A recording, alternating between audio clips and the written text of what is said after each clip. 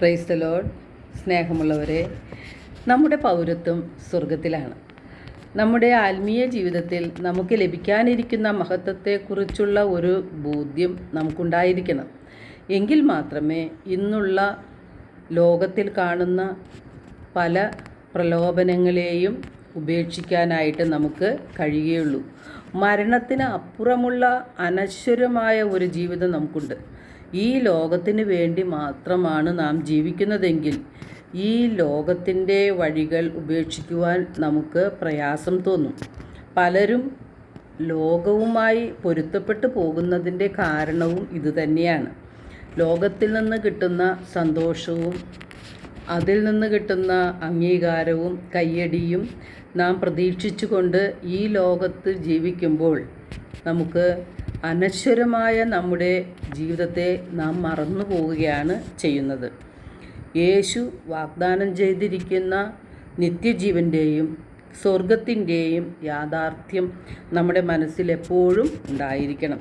വിശുദ്ധ ലൂക്കായുടെ സുവിശേഷം 9-ാം അധ്യായം 25-ൽ തിരുവചനം നമ്മോട് ചോദിക്കുന്നുണ്ട്, ഒരുവൻ ലോകം മുഴുവൻ നേടിയാലും തന്നെ നഷ്ടപ്പെടുത്തുകയാണെങ്കിൽ അല്ലെങ്കിൽ ആത്മാവിനെ നശിപ്പിക്കുകയാണെങ്കിൽ അതുകൊണ്ട് എന്ത് പ്രയോജനമാണ് നമുക്കുള്ളതെന്ന്. നമ്മുടെ ആത്മാവിൻ്റെ രക്ഷയെ അവഗണിച്ചുകൊണ്ട് ലോകത്തിൻ്റെ സന്തോഷവും അംഗീകാരവും തേടിയുള്ള നമ്മുടെ ഓട്ടം നാം ഉപേക്ഷിക്കേണ്ടിയിരിക്കുന്നു. നിത്യതയ്ക്ക് വേണ്ടിയുള്ള ഓട്ടമാണ് നാം നടത്തേണ്ടത്. നമ്മുടെ ആത്മാക്കളെ രക്ഷിക്കാൻ കഴിയുന്നത് ദൈവത്തിൻ്റെ ജീവനുള്ള വചനങ്ങൾക്കാണ്. കാരണം വചനം ദൈവം തന്നെയാണ്. യോഹന്നാൻ 1:1 നാം കാണുന്നത് അതാണ്. ആദിയിൽ വചനമുണ്ടായിരുന്നു, വചനം ദൈവത്തോടു കൂടെയായിരുന്നു, വചനം ദൈവമായിരുന്നു. അപ്പോൾ ആ വചനമാകുന്ന ദൈവത്തെ നമ്മുടെ ഹൃദയത്തിൽ നാം സൂക്ഷിക്കണം. ആ വചനമനുസരിച്ച് നാം ജീവിക്കുന്നവരായി മാറണം. വചനം കേൾക്കുക മാത്രം ചെയ്യുന്ന ആത്മവഞ്ചകരാകാതെ വചനമനുസരിച്ച് ജീവിക്കുന്ന വ്യക്തികളായി നാം മാറണം. നമ്മുടെ ആത്മാക്കളെ രക്ഷിക്കാൻ കഴിയുന്നത് ദൈവത്തിൻ്റെ ജീവനുള്ള വചനങ്ങൾക്കാണ് എന്ന ഒരു ബോധ്യം നമുക്ക് ഉണ്ടായിരിക്കണം.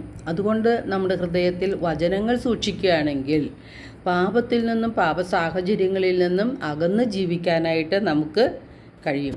അപ്പോൾ നമ്മുടെ പഴയ ജീവിത രീതിയിൽ നിന്ന് രൂപം കൊണ്ട വഞ്ചന നിറഞ്ഞ ആസക്തികളാൽ കലുഷിതമായ പഴയ മനുഷ്യനെ ദൂരെ എറിയുകയാണ് നാം വേണ്ടത്.